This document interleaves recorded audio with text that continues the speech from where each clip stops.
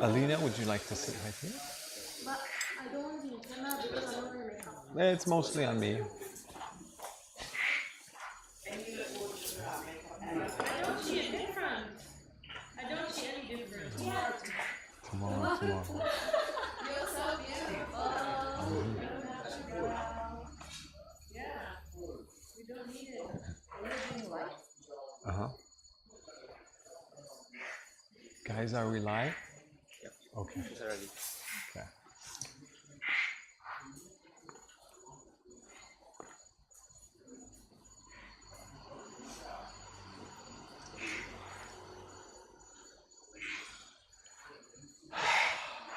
Always a good idea to take a deep breath.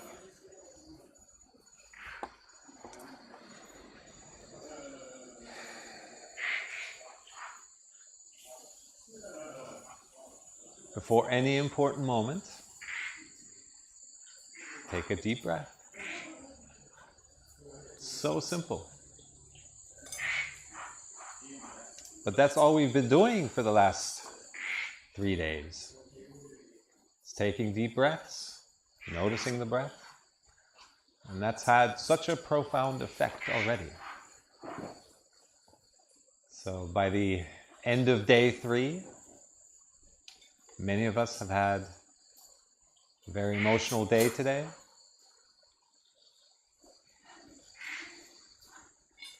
Because things are starting to surface. Stuck feelings are starting to bubble up. Things that we usually push down. Whenever it starts to come up, we resist it. And so things pile up over time.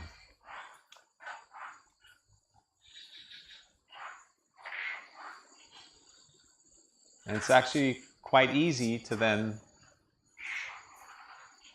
turn back the clock, release those layers.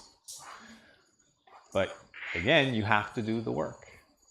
You just keep running and being busy and chasing after outcomes, reacting to things.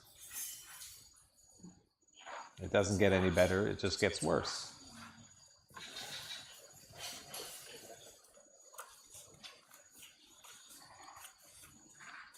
But ultimately, the work really is that easy. As I've mentioned, we've spent decades living a particular way in reactivity and judgment to ourselves and to others, to the world around us.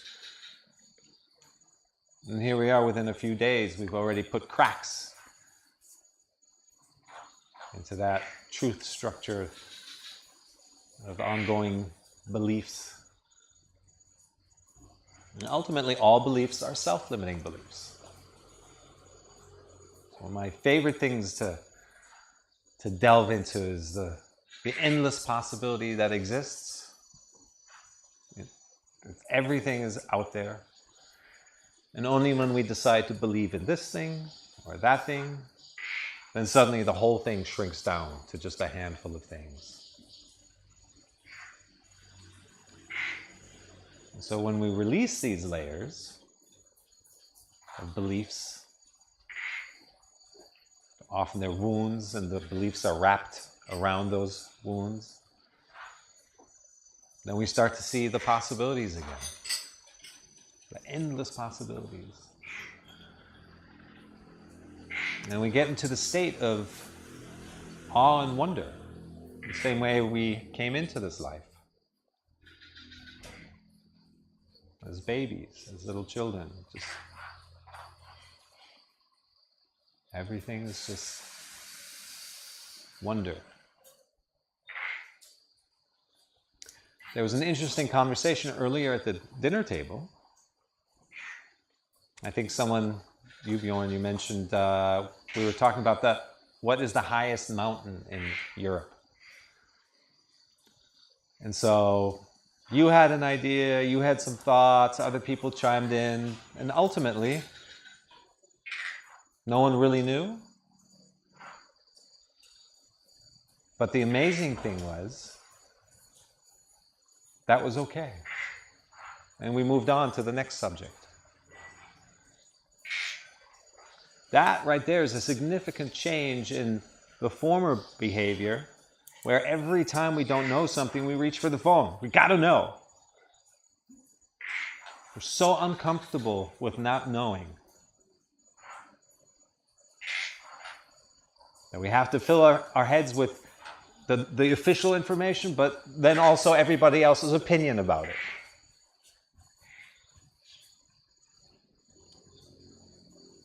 And you can see the density of the noise that we're constantly pumping ourselves full because we're so uncomfortable with the unknown.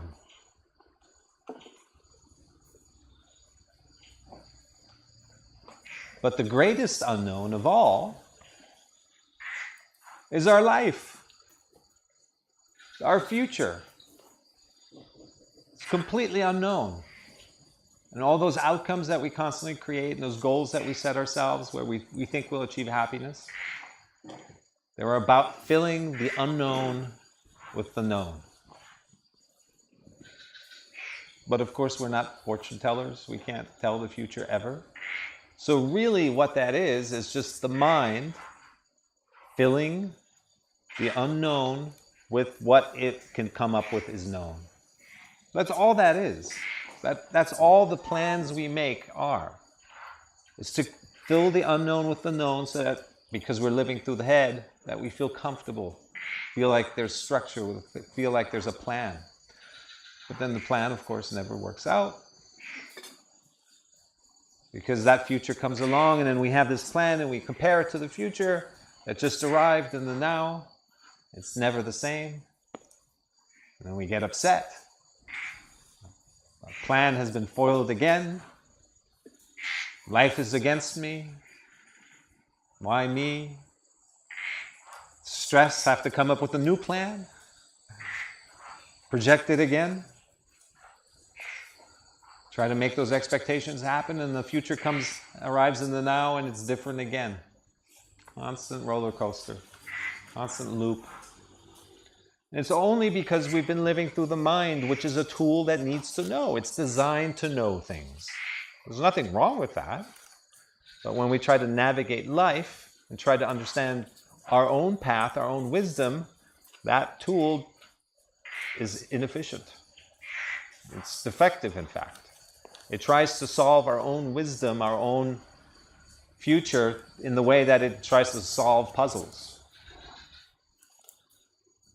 It uses comparison. And it can only compare so much. So it was really wonderful to sit there with a group of people. A question arises. We participate in a creative process of what could it be. And then nobody really knew, and we moved on, and it was beautiful.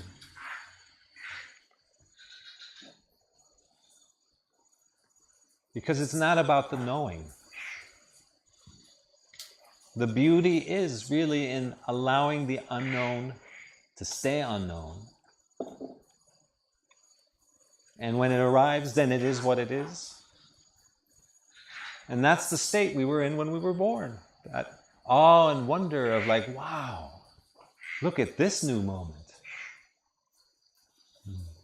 May I say something? Please. I don't want to interrupt your beautiful story, but actually that's what I also realized in my life when I've reached something, like a certain goal I was working on for a very long time. Then I had this joy for like just maybe for a dinner or a day or whatever. We celebrate and then it's like, oh, and now what? You know, so it's so funny that all these things in life, you want to reach a certain goal, and after you reach the goal, you're like, oh, that was all? That was the feeling it was supposed. Then you go for a new goal, and then you end up like same shit, different day. Yes. And all that time in between setting the goal and achieving it, if you even achieve it, because very often we don't, things happen, life is always changing, so those plans are hardly reliable that we make. But even if we do achieve it, all that time in between, something could be years, could be decades. we weren't really present. We were always living in the future, in this projection, not really responding to what is right now happening in front of us, but rather responding to the picture of what we think it should be, so that we get to that future point. So we're living from this mental projection, comparing what is happening to our expectations. It's never the same, just isn't. It's not how life works. Because what we're actually tasking our mind to do in this situation is to foresee the future. When we make plans, we're asking our brain to tell us what the future brings. And that's kind of a losing proposition. We call it a plan. That's just to keep ourselves calm. But it's a very fickle sense of calm. The moment something happens that's unpredictable, that doesn't fit into the plan, it throws us off. We get upset. We scramble. We try to control people, tell them they should be somebody they're not, they should be acting different, so that our plan that we expect comes back on track. It's just this mess that we get into because we're actually not present. We're living through the mental lens. Some point in the future. And then even like you said, when you achieve that point, it's temporary happiness. Because life continues. Life goes on, and that's a long time to be disconnected from self, making up this idea of what you think will make you happy, disconnected from your environment, from your actual senses, the sensations, the feelings that we're reconnecting with, only to then have an afternoon or a day of happiness for having achieved something. That's years traded off for a temporary moment of joy.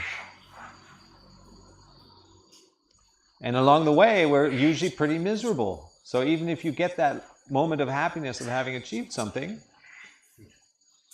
if you put it on a scale of how much struggle and misery and resistance and rejection and confusion you experienced along the way, and steering and making other people unhappy, just to have that little moment of, oh, I achieved this, doesn't really look like a good trade-off.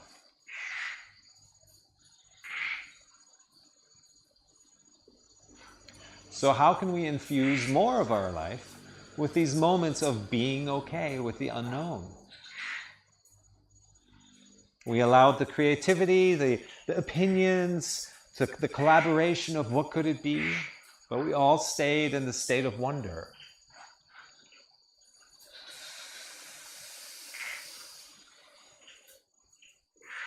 Well, we can apply that same principle to pretty much every situation. I came out here not knowing what I was going to talk about. You took a deep breath. I observed it. That started the conversation. About always taking a deep breath before we go into an important situation. To pause, to reconnect, to ground ourselves. And from there, we're 3 or 4 topics down into it now. So allowing that spark of the unknown to actually inform the moment is really exciting, because I'm enjoying this too. And you would notice if this was rehearsed in some way or prepared in some way.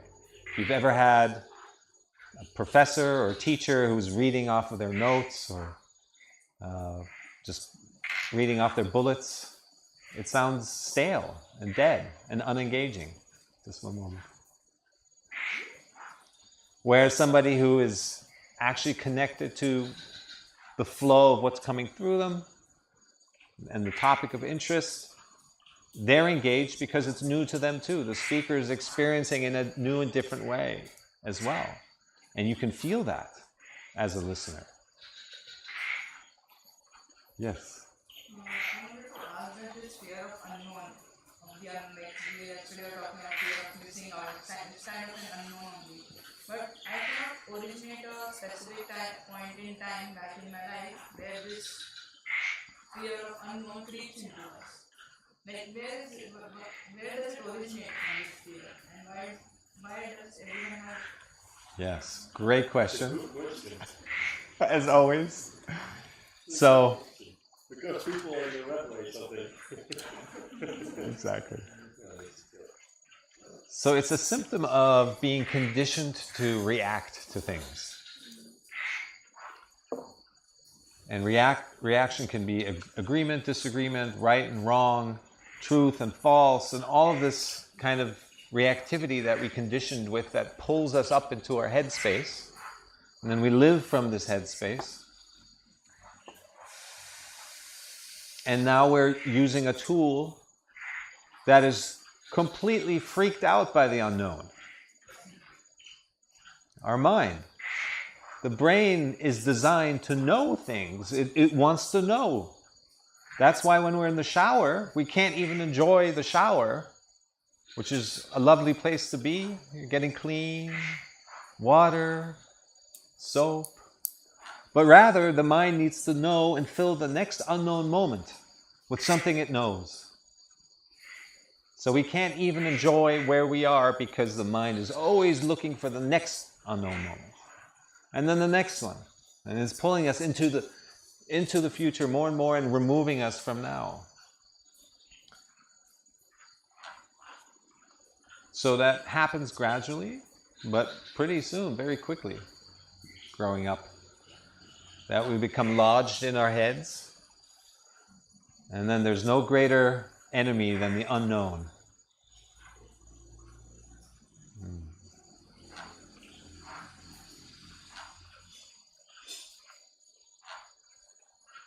And then learning to be comfortable with the unknown again is one of the scariest things. You're still partly in your mind when you're feeling like, oh my gosh, well then I have no control over my life. I don't know what's going to happen. Bad things could happen to me.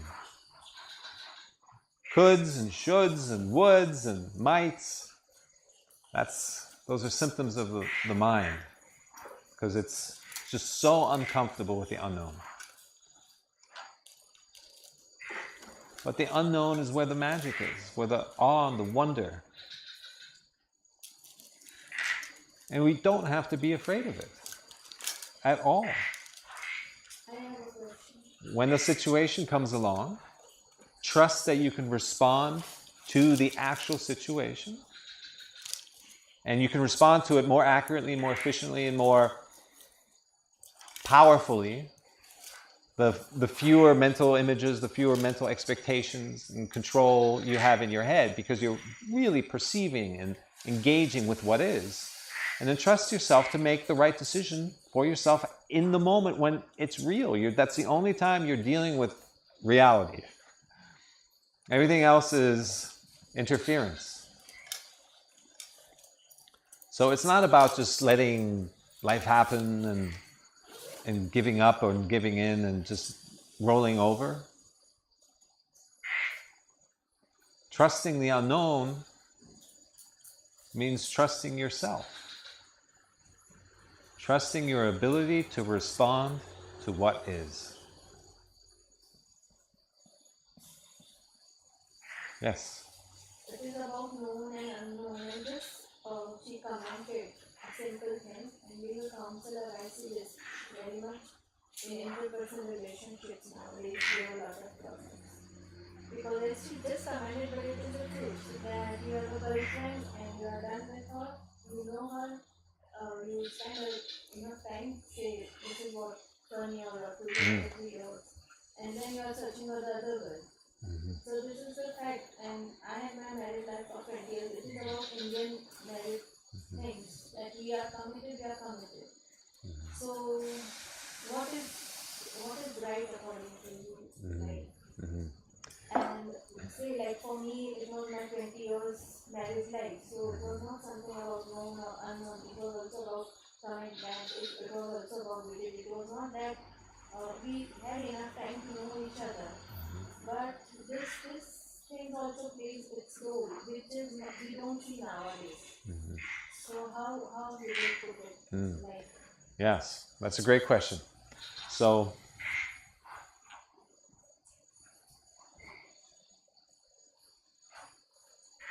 when the unknown arrives,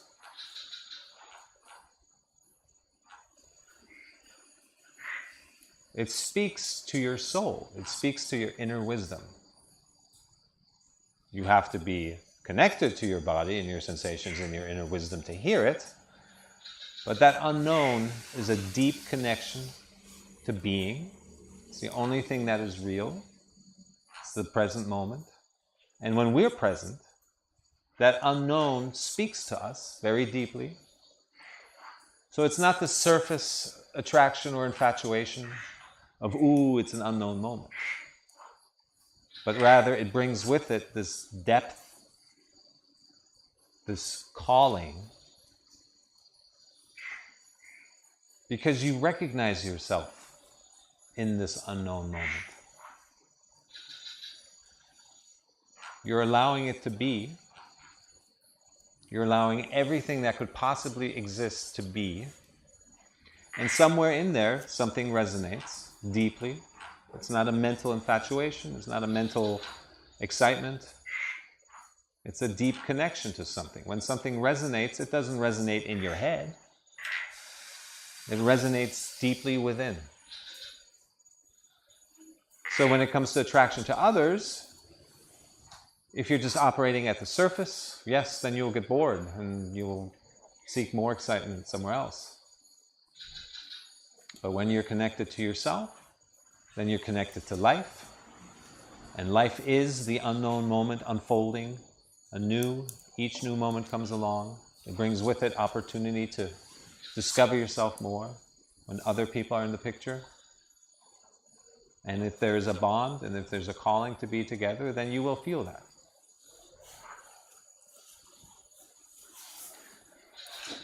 The excitement and the freshness and the newness of the unknown refers to aliveness. That you feel your aliveness. You feel life. You feel life passing through you. You are part of the greater current. So it's not the fickle, temporary excitement that one might experience when you see something that you haven't seen before. So where we are making, like today we are very, in India also, we have these relations are, though they are husband, wife, though they are staying together, they still get attracted, they are extramarital affairs. So how will you put it? Where we are making now? Is that mobiles and is that this things we are, which is not allowing us to be with the, am I getting that point? Yeah, I understand. Good question. So it doesn't matter what the customs are of a particular culture, whether it's the dating apps of the West, where you just swipe, swipe, swipe, or the arranged marriages of more traditional cultures. Everyone has their journey. Everyone's journey unfolds uniquely for them. There is no right way or wrong way. There's only their way. And whatever environment they find themselves in, be it in the traditional cultures or the more Western cultures, their path will unfold accordingly. You never respond to situations from a place of who you're not. You're always responding to every situation from a place of who you are at this moment. You are who you are at every moment of the day. And whatever situation arises, you're going to respond to it based on your makeup, your station in life. And how you respond is a reflection of your degree of self-awareness. And the degree of self-awareness is basically how loudly you can hear your inner voice. So it doesn't really matter specifically what the environment brings. It's your connection to self that then responds to that situation in a more aware or in a less aware manner. So it's a much higher overarching dynamic that we cannot help to interact with the world around us from any other place than our degree of consciousness. What exactly that environment looks like is secondary. Your degree of awareness is primary, always. And so, this is Earth School. We're here because we've been tasked to convert unconscious energy into conscious energy. At a very high level, that's what's happening. That's what this is all about. And we have our self-awareness, self-realization. Yeah, I understand that, but we are here, we read this book, and so we are conscious, we are doing this. But my question was in general, like, lot of, we used to have endurance, which today's youth is not having. They are not able to listen to themselves, they don't know where they are. So, what is the solution? To have more retreats, I understand. That would be a great solution, but there's nothing to worry. Everyone has their journey. Everyone will learn in the way they need to learn because of how they respond to their environment. Sooner, later, their karma. On the scale of infinity, this is blips of time. So there's nothing to worry about.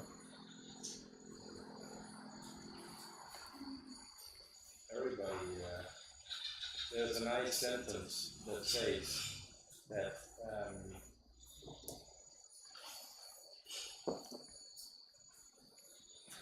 what does it say? I just had it. Like you are just right now the result of all the choices you've made until so far in your life, right? So everybody has done their path, everybody has grown in their own way, whatever it may be, and which is also the result of the kind of human you are, for example, or every individual of us, right? Mm-hmm. Mm-hmm. There are no problems. It's always just life unfolding. There is no right and wrong. Mm-hmm. Mm-hmm. In fact, everything is right for us. Everything is happening exactly the way it needs to happen for every single person to move them along their path, their journey, to gain more insight, more self-awareness. It's actually a wonderful system, if you think about it, right? That life is designed in such a way for us, whether we like it or not, to discover ourselves, to realize who we are, to become a higher light, to become a true being, a true mensch, a fully realized person. That's at the heart of all of this.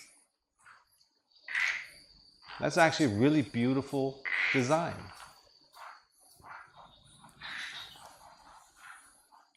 But we also, yeah. Yes, please. Okay, sorry. Please. Articulate this, because when we're talking about there's no right or wrong, I guess what I'm interested in is how do you then justify if someone is doing what's right for them all the time, but that might be hurting other people, and is that enough because it's right for them all the time, and there's no good and bad? How do we, I don't know, how do we process that? Yes, that's a beautiful question. And I hear it a lot because there's this impression that thinking of yourself, self-care, self-love even, that it's selfish.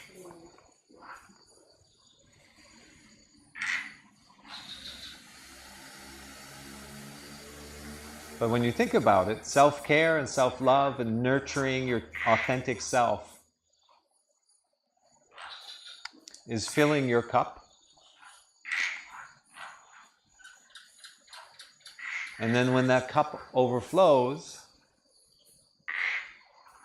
then you're in a position to help others.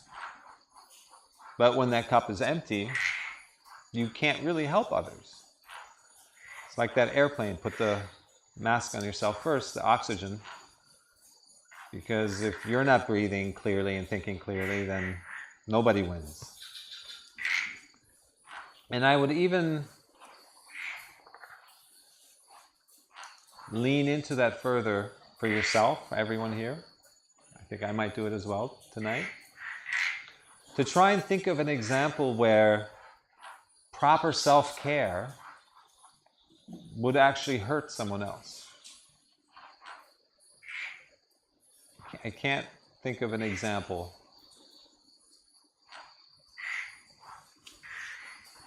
They may think they're being hurt because you may set a boundary to someone who's been sucking your energy, and now that you're setting a proper boundary and taking care of yourself, they're upset because they don't get to suck your energy anymore. But that's not really hurting them. In fact, that would be helping them reflect on what they're doing. Oh, you have that? Of course.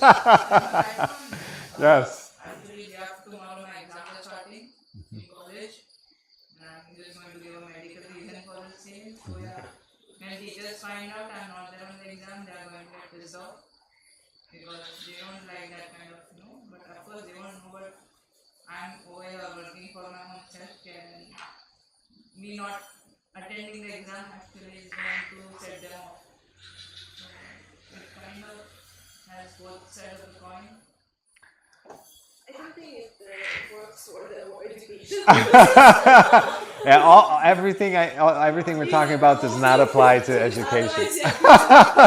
The education system is its own beast. Nothing applies. I can give you an example of like friends, for example. My friends will be sucking the energy when it comes to, always asking for help. I'm the one seeing the therapist, but they have free therapists from me.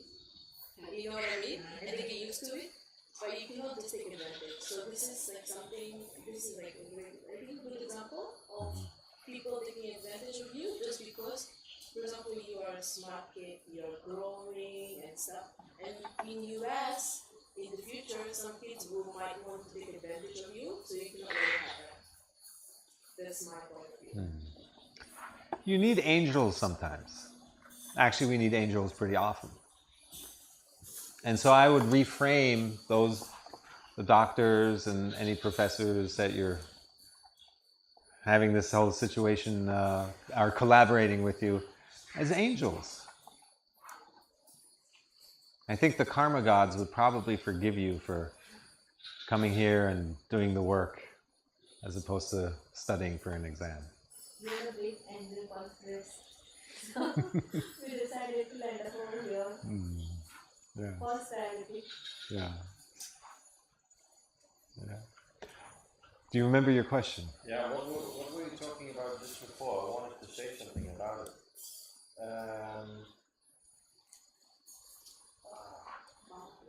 What's that? No, just before you asked your question, what did Chris say? Do you remember?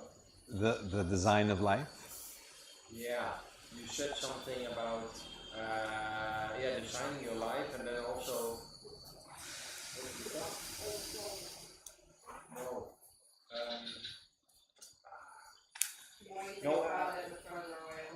Yeah. Yes. It'll come Yeah, back to you. it'll come. Yeah. So the subtitle of the book, I went back and forth for a long time. I was going to call it The Secret Design of Life.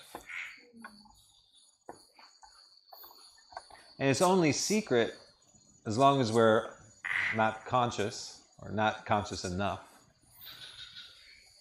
But when we become more aware of what's actually driving life, our interactions, our growth, our learning, our dynamic of discovering ourselves and all of that, there's really this beautiful design that has our utmost self-realization at heart.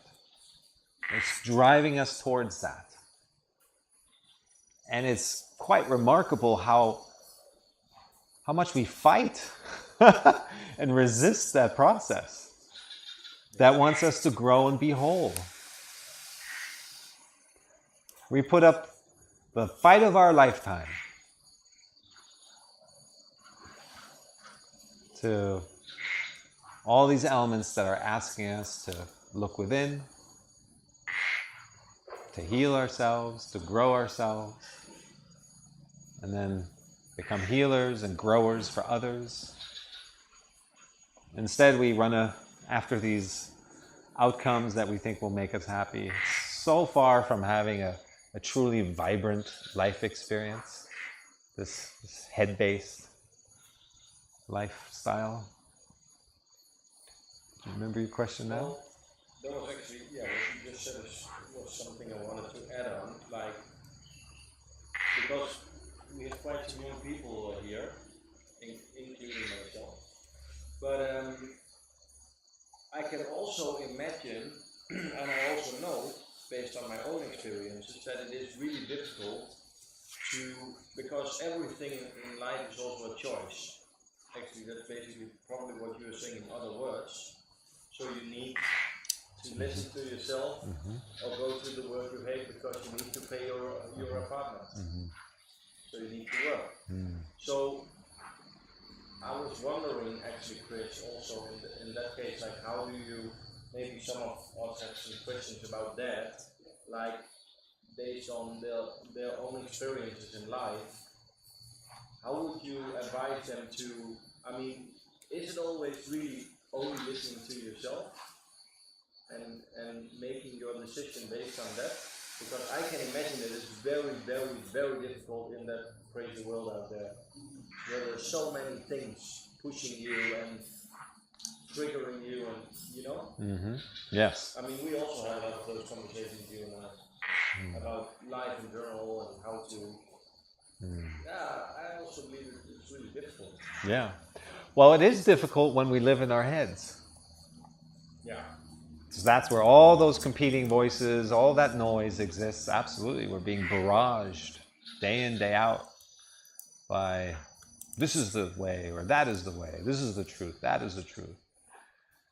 Everything in modern life is trying to elicit a reaction from us. And so that keeps us in our head, disconnected from our body. But the more we reestablish that connection to our body, which is what we're doing here, the more that noise subsides. The noise itself subsides because you're grounded in your body, but we also talked about how we feel like making life changes, getting rid of clutter, spending less time on our devices, being okay with the unknown. So there's some big changes. And that too leads to a simplification, an alignment, and a trust, and a deeper connection to allowing life to unfold.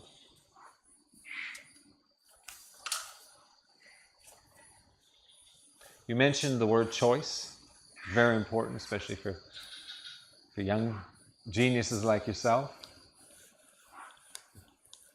If you think about it, there really is no choice. You're either choosing to be you or not choosing to be you. Is that a choice? Yeah. It's not a very good choice, though. With greater awareness, you realize there is no choice other than to be you in every situation. The more connected we are to our body, to our inner wisdom, our inner voice, the more every situation becomes crystal clear. It's like, this resonates, this doesn't. And I will not compromise my alignment with myself for something that doesn't resonate. So having a really strong connection to self within, all this noise, mental noise, can go into the background. That's your best GPS. Of course, we're not perfect yet. That's why we're here.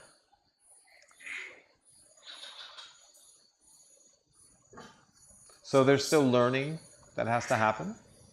And you might choose something that, even though you heard a little whisper on your shoulder of like, what's the right decision here for you, and you go the other way, and that's okay too. That's part of your path, part of the journey.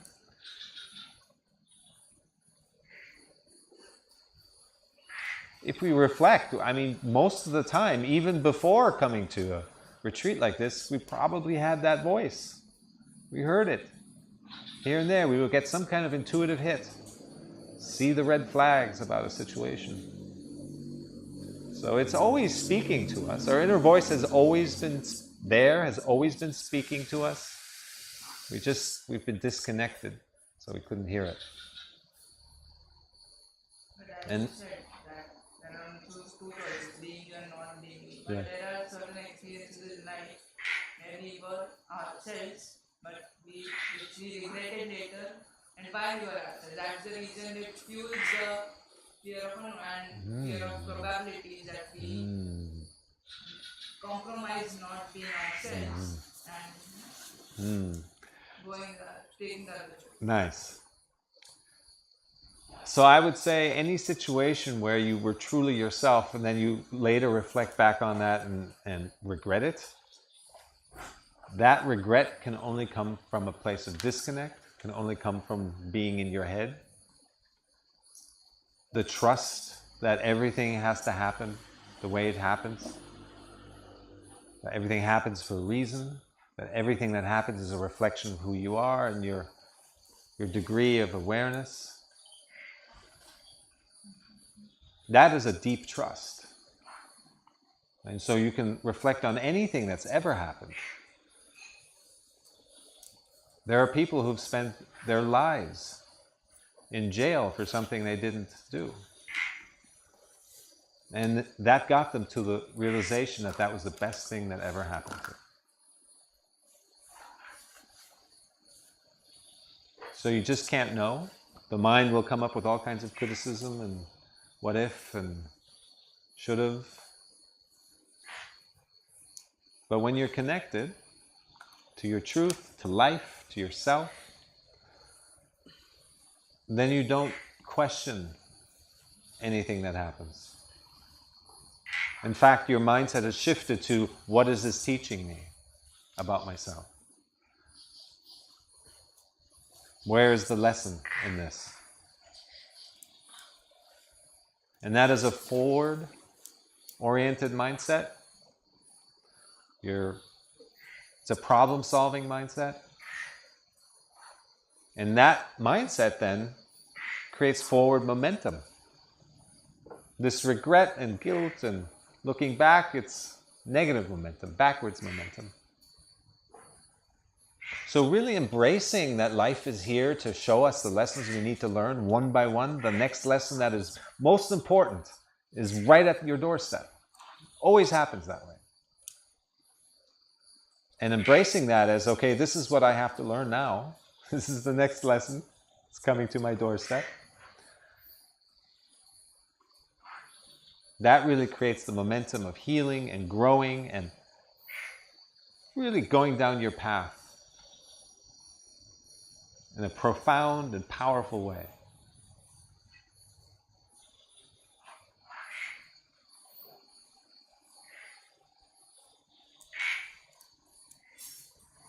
I would say even arriving here, finding yourself at a retreat like this,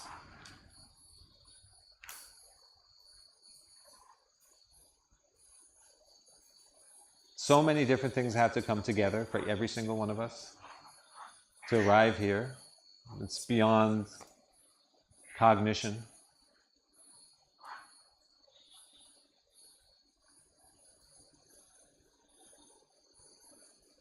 So there really is no choice. We're always doing the best we can. If you look at other people and say, why are they so stupid? Well, they're doing the best they can. Everyone is always doing the best they can. If we think about parents, as a child, we have some complaints maybe. They're doing the best they can. Looking back at our own lives, things that we did, choices, decisions that we made, we did the best we could at that moment in time. Hindsight is always 20/20, clear vision. You can drive yourself crazy. In fact, the mind does drive you crazy in like what you should have done. Another big reason why not to live through the mind. Because it'll always criticize you. You could have done better. It doesn't recognize that there's a path, that there's a journey, and that everything is a learning experience. It wants you to be perfect right away in the way that it makes up.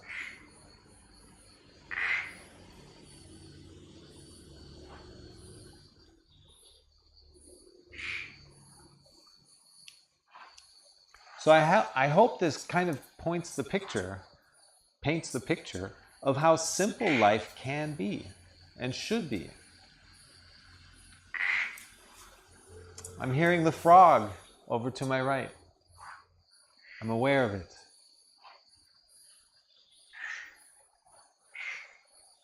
There are crickets in the background. I'm aware of it.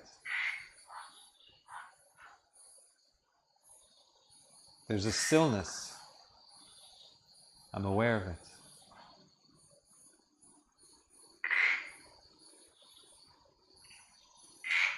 The sights of the nighttime sky. I'm aware of it. The shoes on my feet. I'm aware of it. The cold air brushing over my skin. All of these things are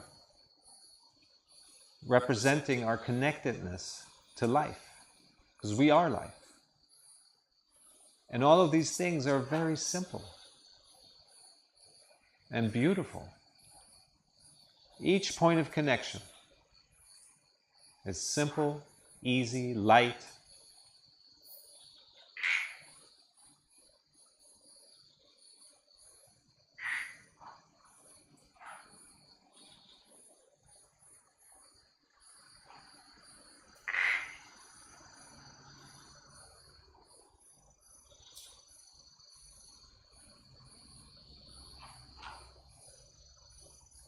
We really are part of this beautiful experiment of the blossoming and the awakening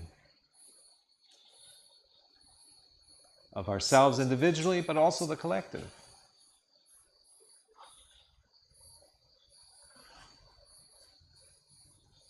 And to recognize that underneath all those layers that have been created from our mind-driven reactivity, there's this perfect being, this complete soul, whatever you want to call it.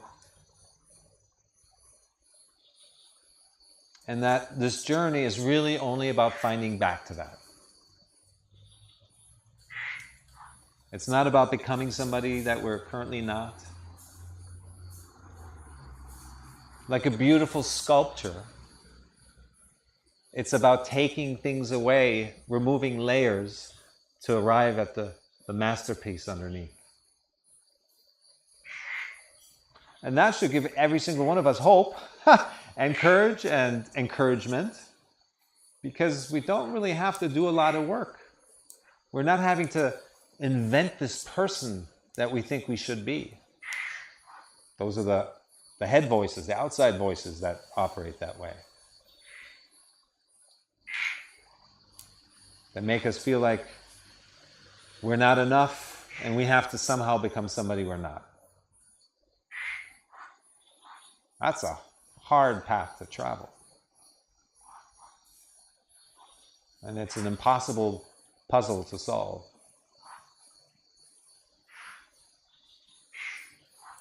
But rather, there's this complete core that each and one of us carry within, and it's unique too, has its own blueprint. And all we really have to do is to become open to it,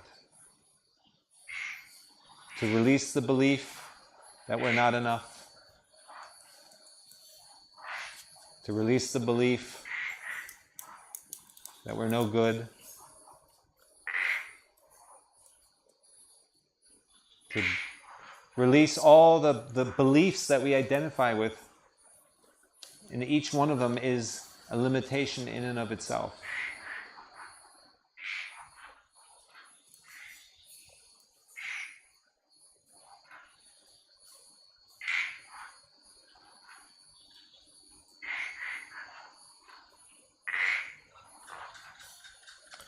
Once we get the ball rolling on this, it's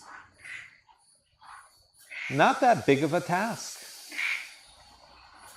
And more importantly, it actually is fun to really turn the corner on, wow, I wonder who this person that I'm designed to be really is. And embracing the forward momentum of, oh, I'm going to peel this part off and peel this part off, like this beautiful, amazing fruit. That you get to the center and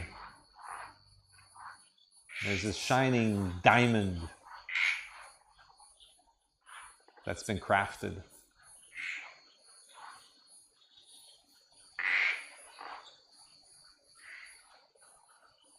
And that is the inner journey. And the amazing part is we get there by engaging in the outer journey, because it keeps pointing us back to the inner journey. So there's no need to reject the outer world, no need to reject material things, no need to reject anything. How we engage with everything is always a reflection of who we are. It's always teaching us more. It's always pointing back to who we are within. So ultimately, the most important thing really is just to do. You realize yourself through the doing. The only enemy, to use a harsh word, to your own realization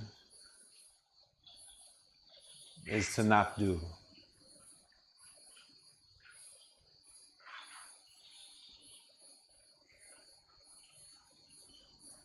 And even then, we've talked about how you can sit in one spot for a long, long time, but eventually life somehow finds a way to give you a little kick in the butt because you feel yourself shriveling at some point. So even that strategy doesn't really work. We cannot escape this design of life.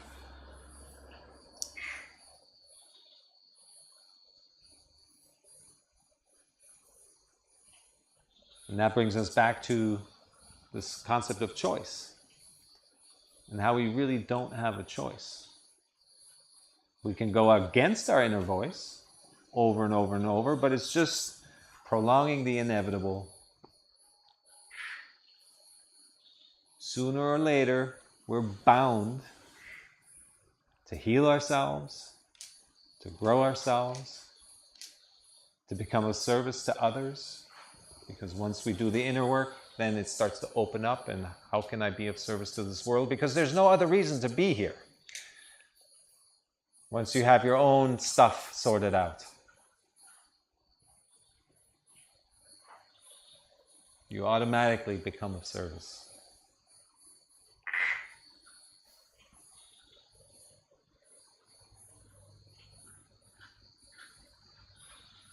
How does that feel? Nice. Very interesting. No comments? First time I've seen you speechless? He's thinking about it. He's thinking. Yeah, it's interesting why the problem is when we actually forget to go into ourselves, we are making choices we actually probably from deeply inside don't want, which make us going even further away from ourselves, right? That's basically what you are saying, like, if I understand correct. But I agree. I've had so many years where I didn't align with what I really believed for, you know, and yeah, I'm happy I'm on the way, I'm not there, but I already am aware of what path I want to go, and I think it's very helpful, all these things you're saying, like, sometimes it feels like this truth, you're cutting off, like, to reach the inner thing. Yeah, peeling off the fruit. Yes. I have a question. Yes. When you say release the beliefs, do they feel like limitations? When you say release certain beliefs that actually are limitations, what exactly does it mean? Good question. So every belief is a limitation. Responding to the situation as it is through your sensations, through the inner voice telling you this resonates, this doesn't resonate, requires no belief. It's a pure interaction with the only thing that's real, which is the present moment. And so all this extra stuff, this truth structure, as I call it, it only interferes. It's not useful at all. If you look at the rest of nature, and I say the rest because we are nature, so look at the rest of nature, the dog never negotiates with itself that it's a rabbit.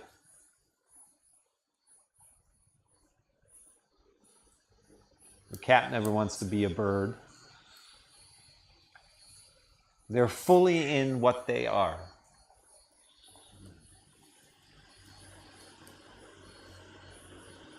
There are no resistance. In fact, they're always alert. They're super alert. I remember my mom saying, it's got to suck to be, come into this world as an animal because you're always, super alert. You might get eaten at any moment. So I thought about that. And I came to the conclusion that super alertness is really super presence. And there's no greater feeling than being super present. They look scared and freaked out to us, but they're really just super present.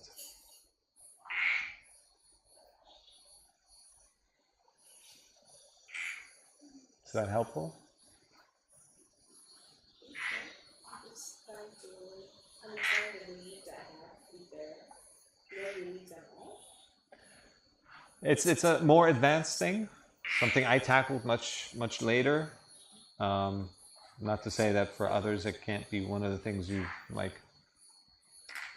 engage with earlier in your in your journey, but it's typically something that comes later because it's pretty advanced to start releasing all beliefs and really trusting what is and really embracing being and letting go of all this extra fluff. It's best to just keep it simple. Feel your feelings. All those sensations is your voice speaking to you. It's life connectedness. And let it unfold from there. Something you mentioned that works really well with what you just asked is most of the time, the vast majority of the time, we're not on our path. We're always veering off our path one way, always veering the other way, overcorrecting to the other way, and maybe in between we have moments where we're on our path and we really feel aligned. But the alignment comes from veering off constantly. And that kind of keeps us going on the path. So it's never a feeling of like everything's running perfectly for me right now. And there's all these lessons and corrections, course corrections that are happening constantly, and learning more about yourself. It's just not a linear path. It's not a straight line.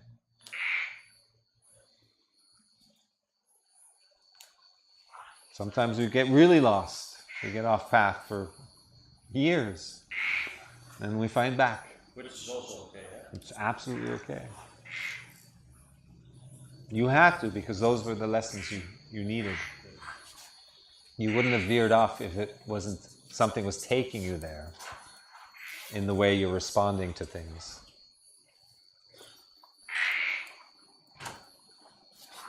Big sigh, huh? I do you notice it. Whether, you know, I can relate, or maybe it was unintentional, but there are those moments where like, oh my gosh, I've got a lot of work to do. Somehow the unintentional side needs a lot. Mm. However, that intentional side. Yeah, that's good. That's very Share something about it. Oh, sorry. You feel it until you feel it. Yeah. Do you have an example? I have it, yeah. Mm-hmm. Actually, there's a unintentional something, and my son was like, "What happened to you?" I was like, "Nothing," and everything, but I cannot share much. He was just a little boy, so yeah, also sometimes I did it a lot. Yeah. Yeah, it's unintentional, but I do know that my mind is doing that not intentionally. I didn't aware of that. Yeah. Well, most of our reactions are subconscious. And in fact, that's what we're working on, to become more aware and have more of them be in the conscious realm, so that we can start releasing them. But children especially are still very much connected to their bodies. They're in their words. You can't hide the energy behind them. They know what's going on. Big nod, huh? I remember my child as a happy child. Mm-hmm. I remember moments that was really present. Just living the moment. Mm-hmm. Yes, you're still connected.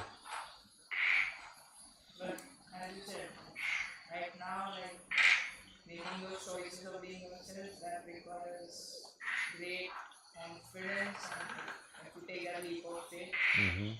But it's very difficult. True.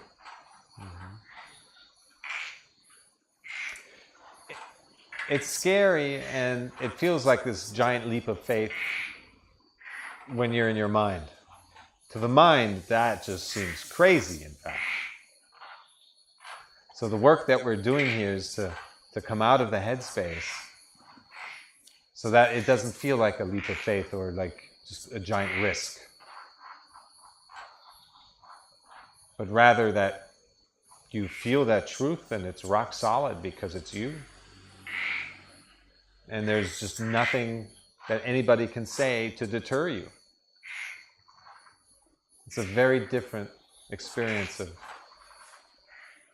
truth.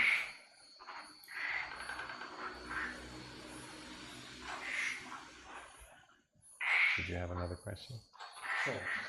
No, you were talking about confidence. I also think that once you find out which way works the best for you, and I believe what you were saying, Chris, if everybody would understand what it takes to actually bring this into practice in your life, then I think we would all be a bit healthier and for sure happier. And also along the way you will make better choices, and along the way will also come things such as confidence, for an example. What I believe. I mean, of course everybody can be insecure if they've never done something. Right? I mean, we all do things for the first time in our life. Yes. Every now and then. Yeah. But once you've done it and you see, oh, this is actually working for me in this way, and I'm standing close to myself, yeah, then you probably become a bit more confident and you trust yourself more. And you believe in yourself. Just have to get the ball rolling a little bit. Just like Mama. Swim. Yes. Well, that's a perfect That's a example. perfect example. Wow. We're getting the ball rolling. I didn't realize after the 2 days this retreat, I really like my friend said that don't chase, attract. Always like don't chase, we can attract. I was like, but now after 2 days retreat, I do understand. Don't chase, attract. Just be you. Like being you is not hard. Like I do attract if I'm really being in myself. I know like that word, it's means a lot to me. Yeah, it's just not quotes anymore. Yes. It's not quotes anymore. That's Yeah. beautiful. Being you is the most powerful position you can be in.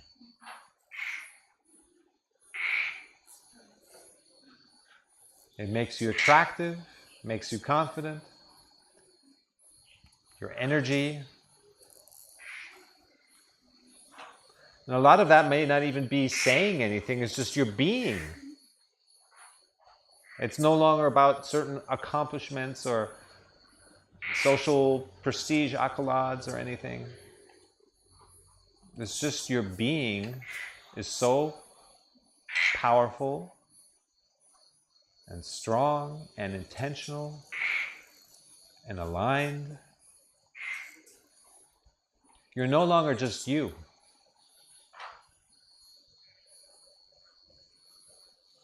Because being yourself is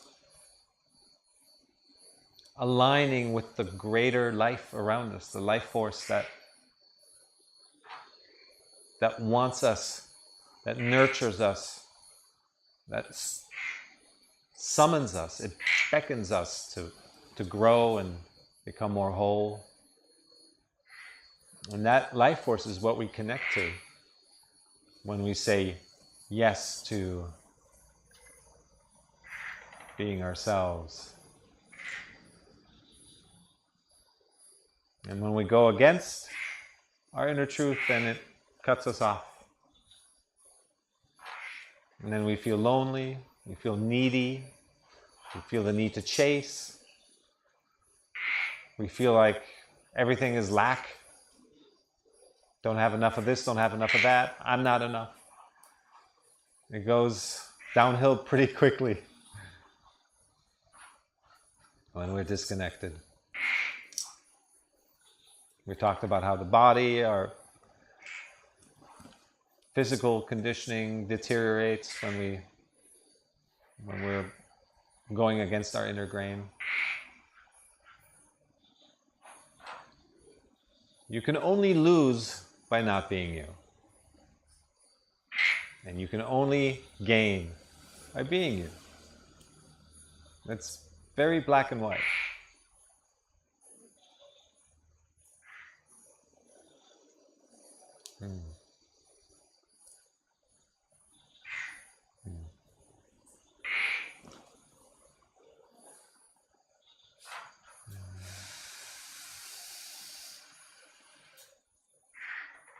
Lots to chew on, digest. I can tell you're digesting. We need some meditation.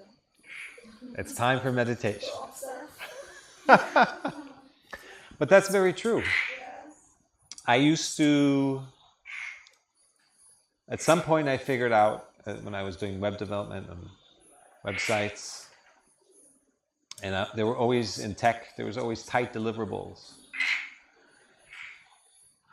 And so somewhere by chance I noticed that if I have a problem that I'm trying to solve and I just can't seem to find the answer, I'm banging my head, can't figure it out, But the best thing is to go to bed, sleep, because the next morning the answer is just there. It's a very limited tool, this mind. We can absorb information, that's good, but then when we're really trying to make sense of it, we need something extra to bring it to life, to be creative. This connection to source energy is ultimately a connection to creative energy. We're the products of the love for creation. Something really loves creating. Look at that. And those of you who are divers know that. Wow. It's endless creativity. So when we feel like we've hit a wall, writer's block, creative block, burnout, it's because we're cut off from that creative energy,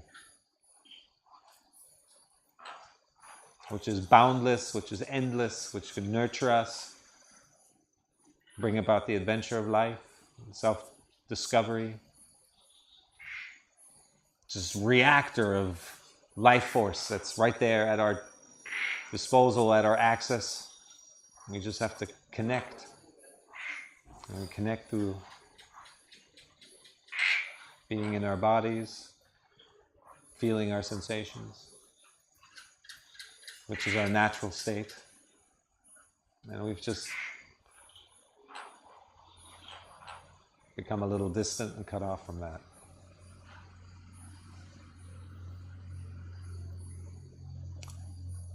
Time for meditation.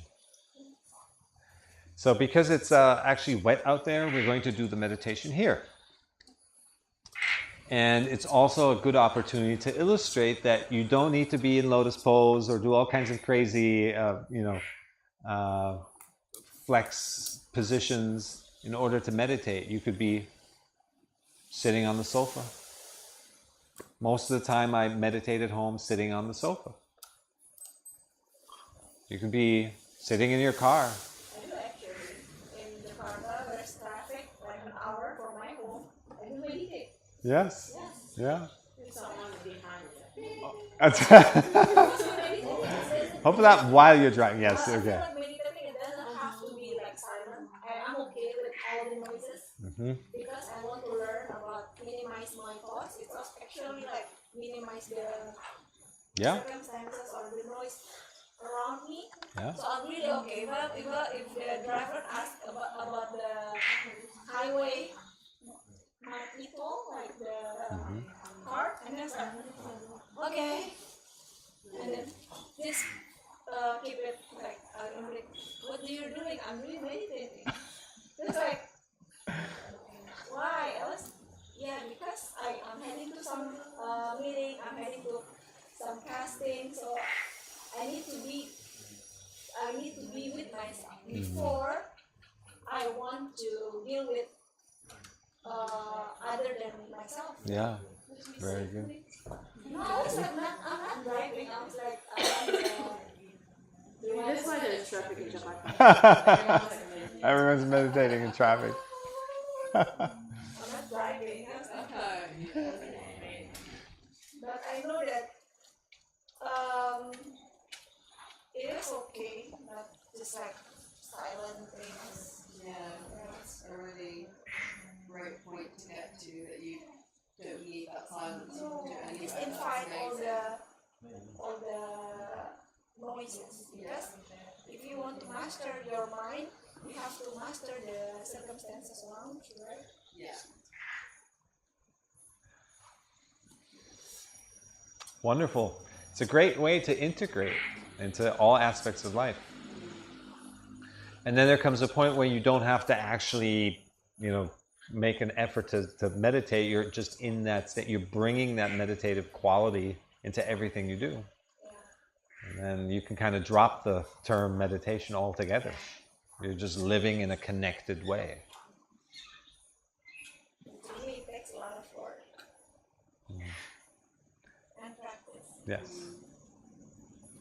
It's like going to the gym Yes. to build the muscle. Almost like, not like meditation, like silent meditation. I'm doing like a guided meditation also. Like it helps when I feel like doesn't really, in myself I do like guided meditation. It's easier. But I did meditation. If I have a short of time, I always do meditation before. What app do you use for that? Inside timer. Okay. Yeah, inside timer. Do you have some recommendations regarding that question? Apps? Yeah. There's lots of really good ones. Headspace obviously is a great one, but I've so many good apps, and it's mostly about reminding yourself. Meditation apps. Do you have some? Do you have some? I've been asked to create one. So we'll add that to the to-do list. Even record one here. We could maybe, yeah. I mean, if you're open for that, but that would actually be cool. Yeah. I mean, that's up to you. But Yeah, of course. So for me, meditation is it's between like silent meditation and also guided. Somehow you don't need other voices to tell you what to do. no, but I think in the beginning, for me, it's nice to have something to hold onto. Yes. Like inside timer, they have a guided meditation, but they also have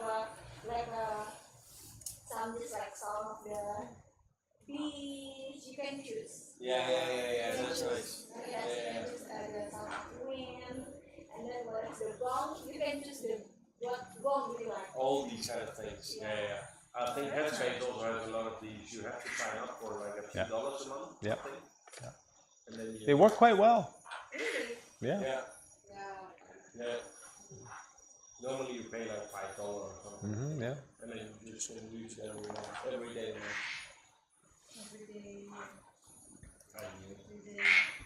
No, but Yeah. depends if you pay. And for But that, if you meditate, you will have more success in work, so then you can only pay. Yeah, exactly. Make sure it's up. That's really fortunate to get. Okay. Okay, we'll wait one more minute before we begin. And the viewers here can join us for this upcoming meditation. Ooh, Mama Yoga. Can you see?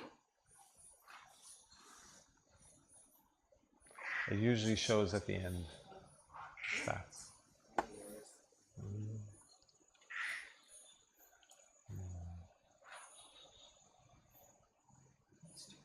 nice.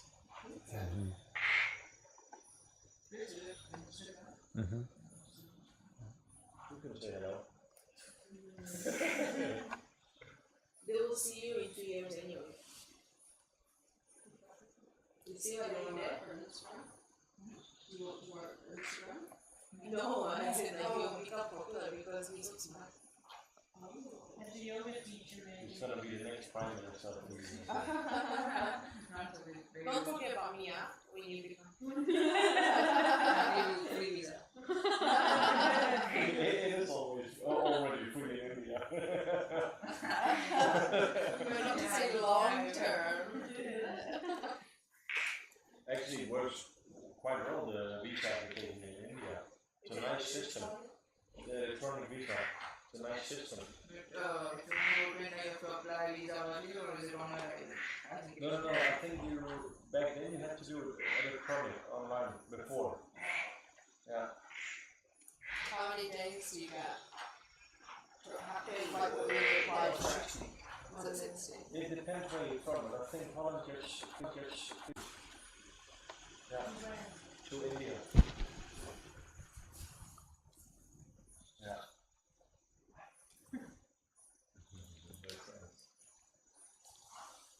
Okay. When Mama comes, she can sit and join in. So as mentioned, this is a good opportunity to practice meditating just in our usual home decor, couches, chairs, sofas. We don't really need more. So similarly, find a comfortable position. We'll do another guided one. Yeah? Yes? Okay.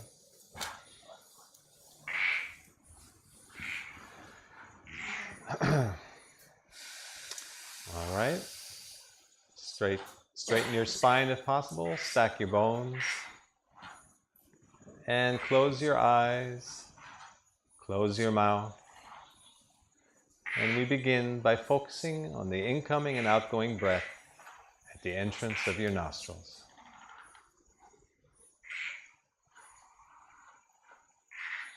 If you cannot find your breath, breathe a little harder, once or twice,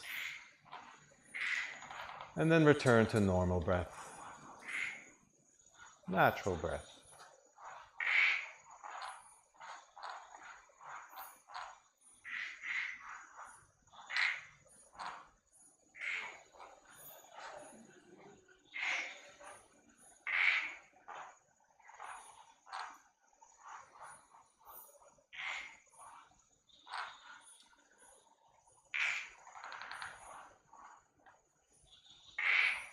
Use any sounds around us to deepen your awareness of your surroundings.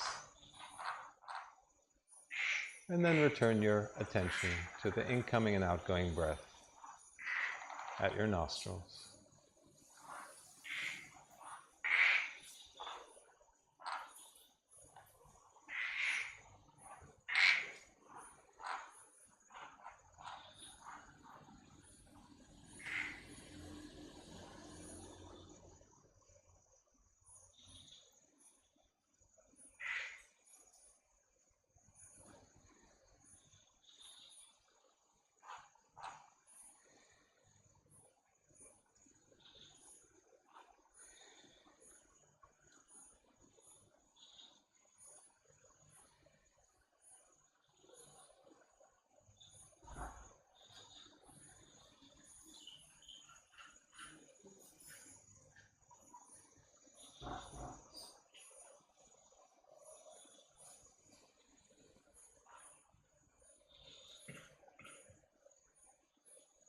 Whenever you find that your mind has drifted, simply notice it and bring your attention back to your breath.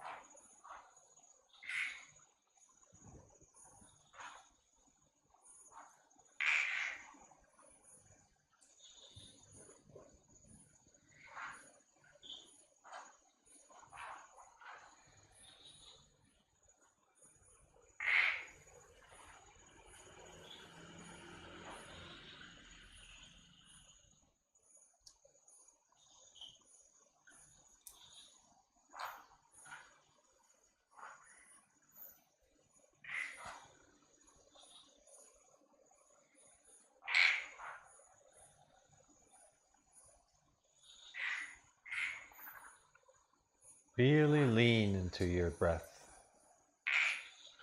Observe it intimately,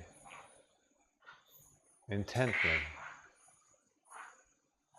with determination.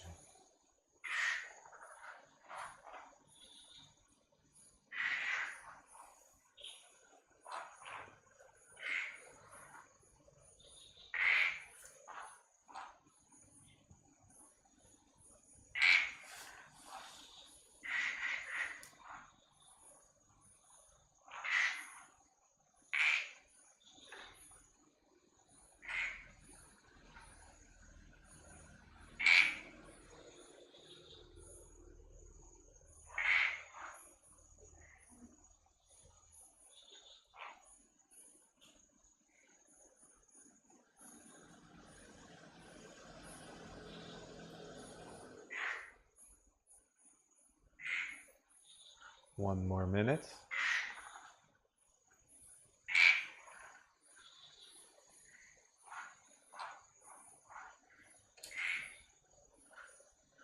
Make the most of it.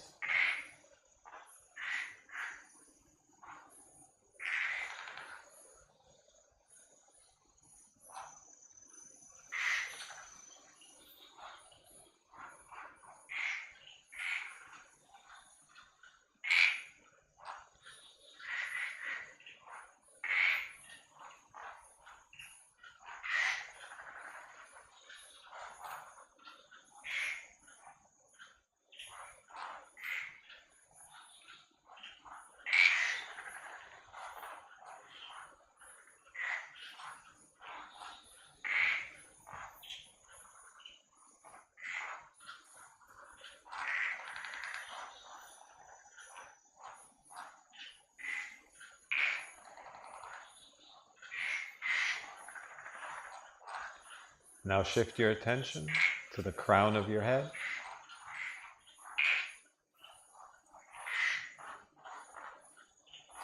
Notice any sensations that may arise.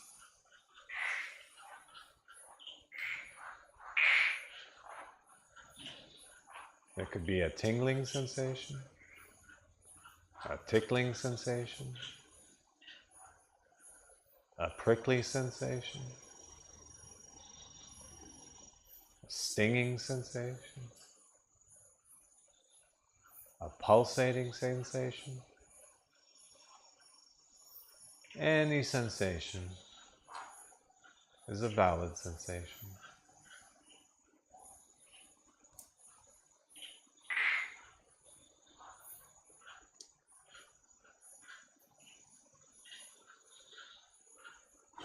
And if there's no sensation, that's all right too. Just keep noticing, keep observing.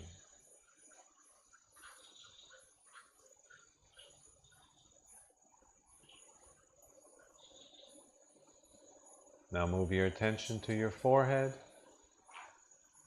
to an area about the size of your fist.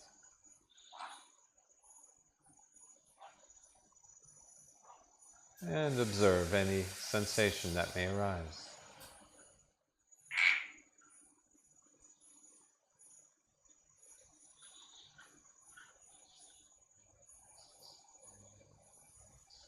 Continue on and move your attention to the left side of your head. Noticing any sensations.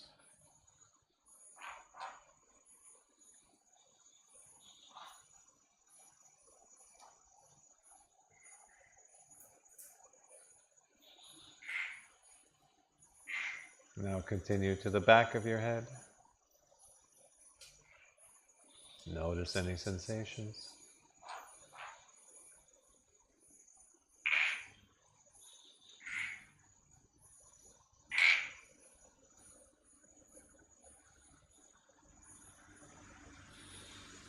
Continue on to the right side of your head.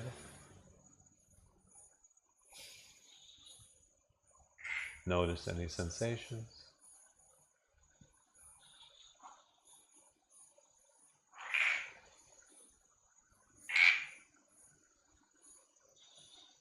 Now move your attention to your right eye socket.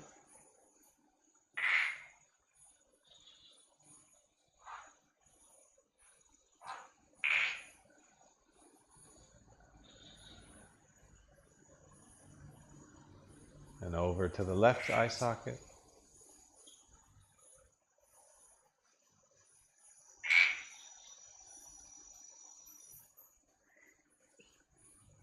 Now move down to your left cheek.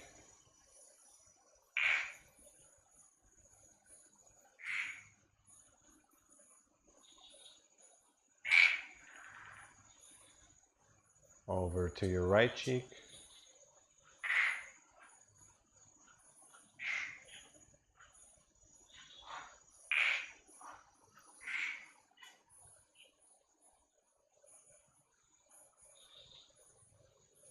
Bring your attention to your chin.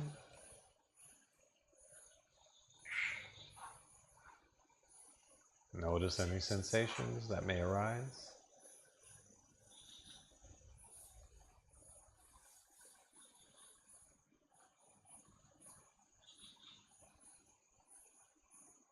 Now move down to the front of your neck.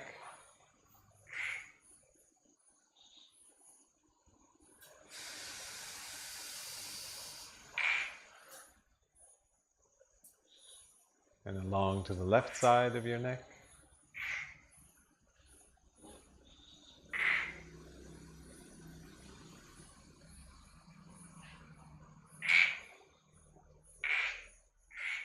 Slide your attention over to the back of your neck.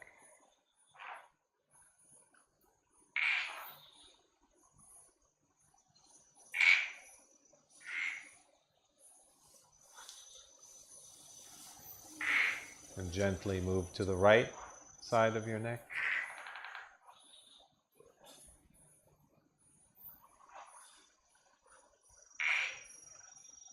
Always observing any sensations that may arise.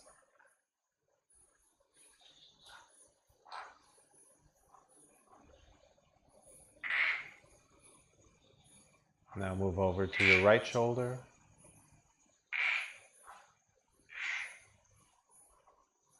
Observe an area about the size of your hand.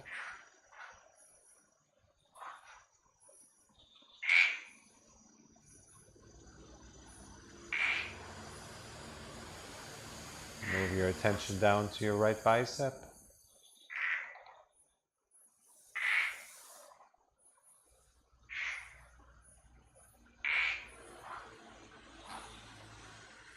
And now your right tricep, the back of your upper arm.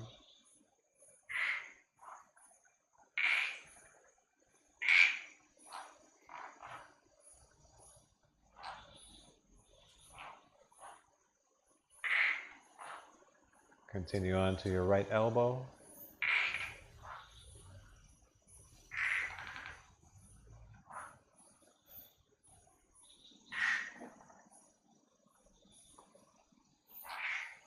And on to your right forearm. First the front.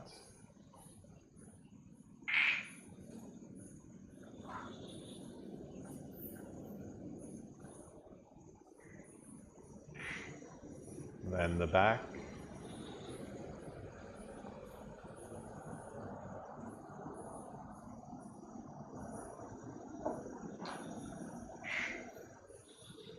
Now move your attention into your hand, the back of your hand.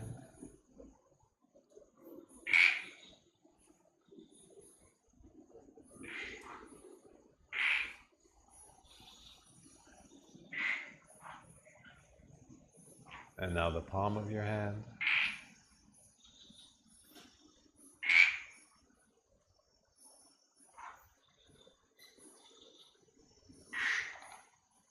Now really push your attention into your fingers, observing any sensations that may arise.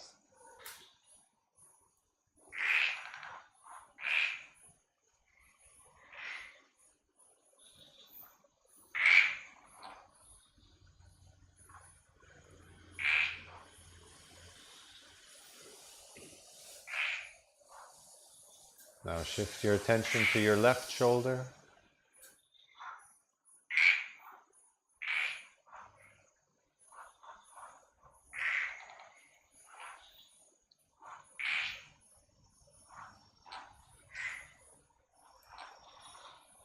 And move down to your left bicep.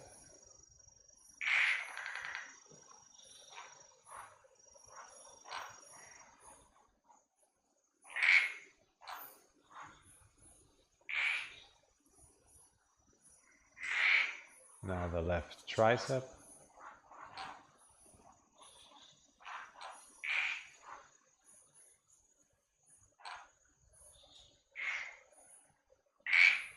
And on to your left elbow.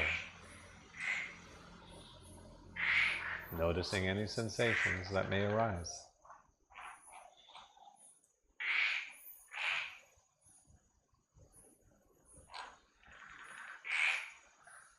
And continue on to your left forearm, first the back.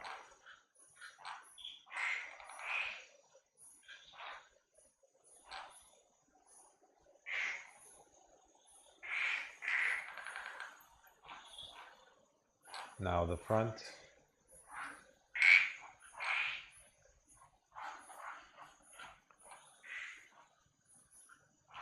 And move your attention into your left hand. First the back.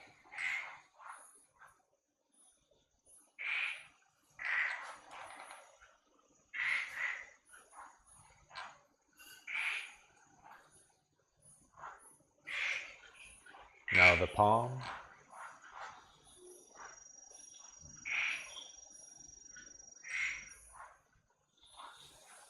And really push your attention into your fingers. Noticing any sensations that may arise.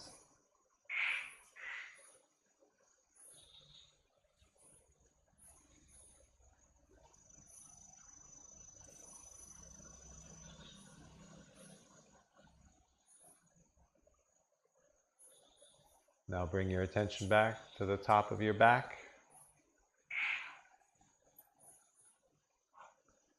We start with the left side of your upper back.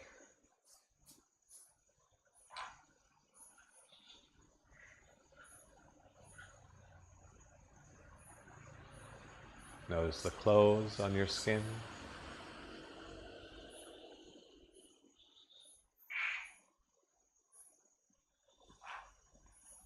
It could be the nighttime air on your skin.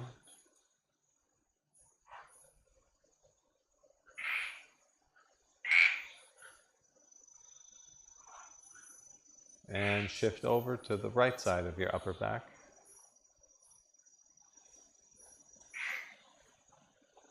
Any sensation is a valid sensation.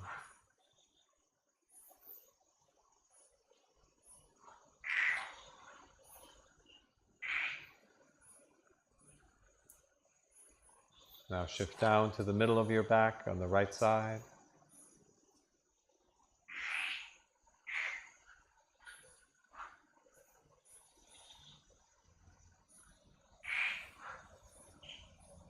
And move your attention over to the left side.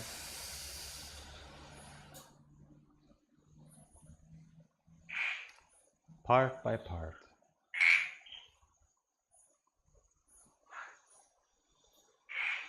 Now shift lower to the left side of your lower back. Noticing any sensations that may arise.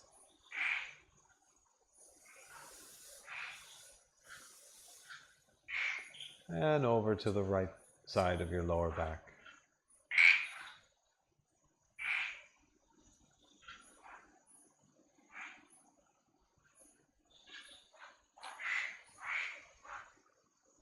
Now move your attention to the top of your chest.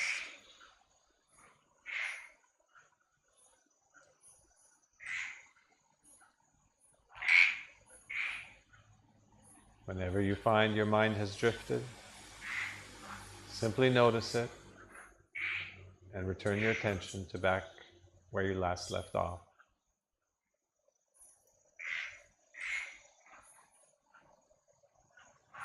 Let's move our attention down to your heart, the left side of your upper chest.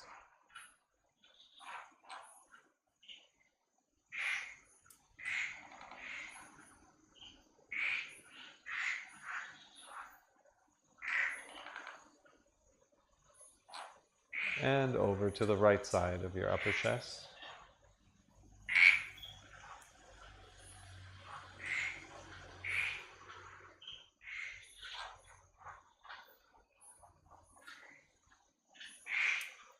And shift down to the right side of your rib cage.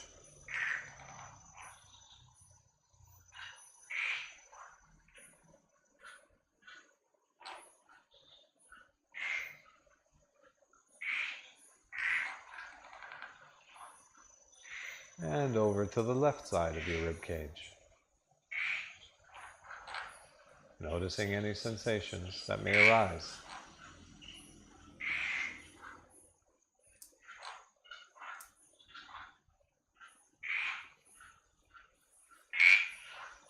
And move down to the left side of your stomach.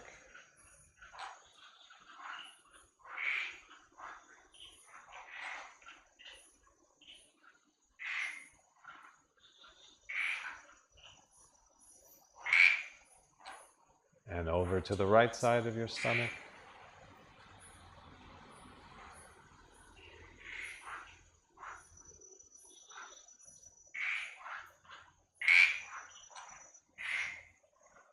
And now shift down to your root chakra, the area above your pelvic bone.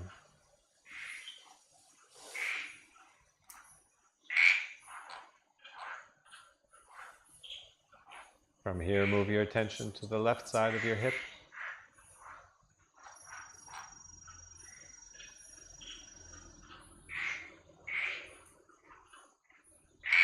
Over to the left butt cheek.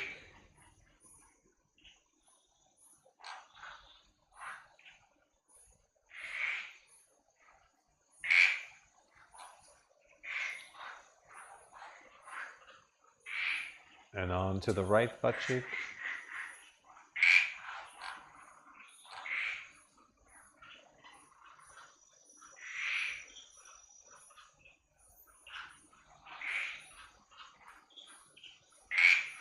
And on to the right hip.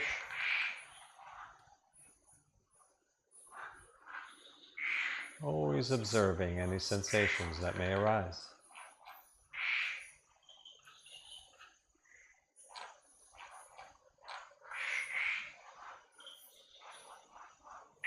Now move your focus to the top of your right thigh.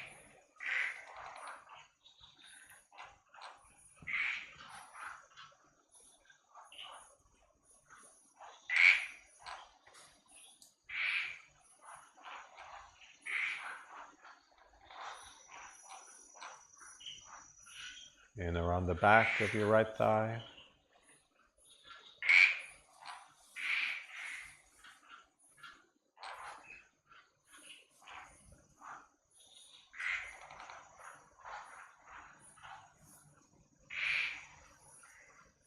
Down to your right knee.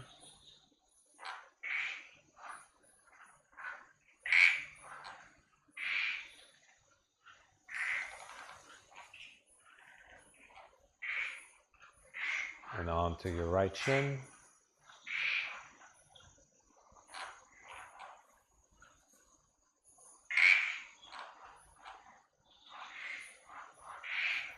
And your right calf.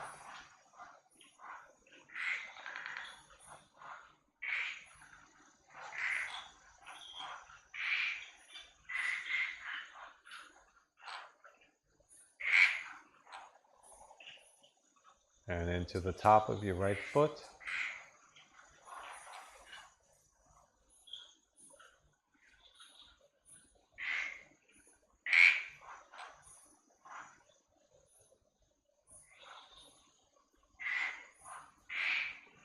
And the bottom of your foot.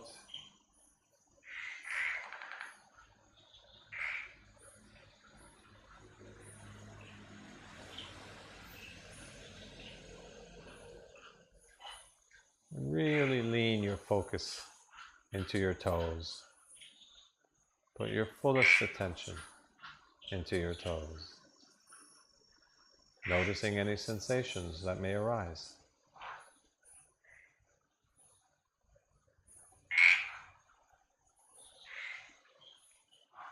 Any sensation is a valid sensation.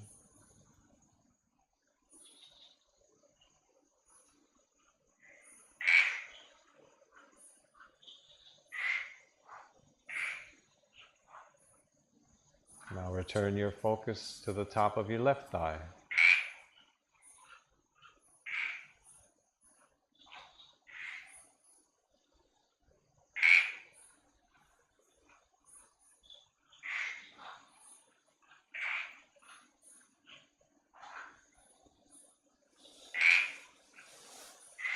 And to the back of your left thigh.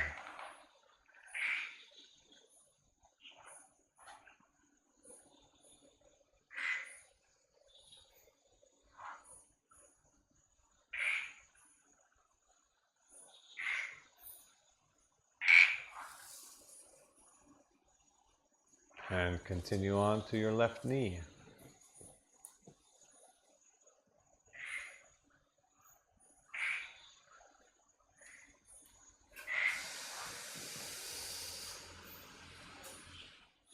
And on to your left shin.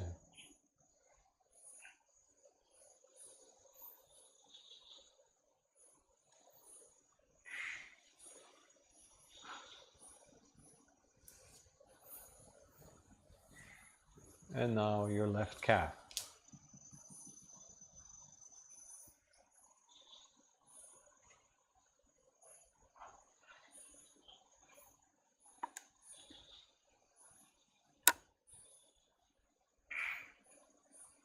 Now put your attention into the top of your left foot.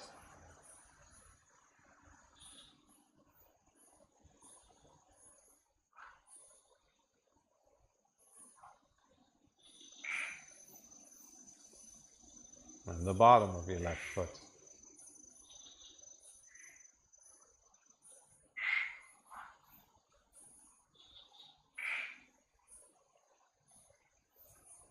Now really push your attention into your toes, noticing any sensations that may arise.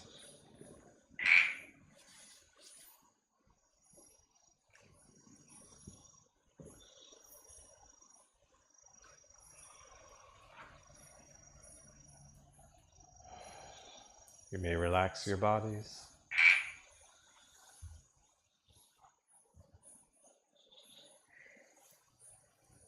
Gradually open your eyes.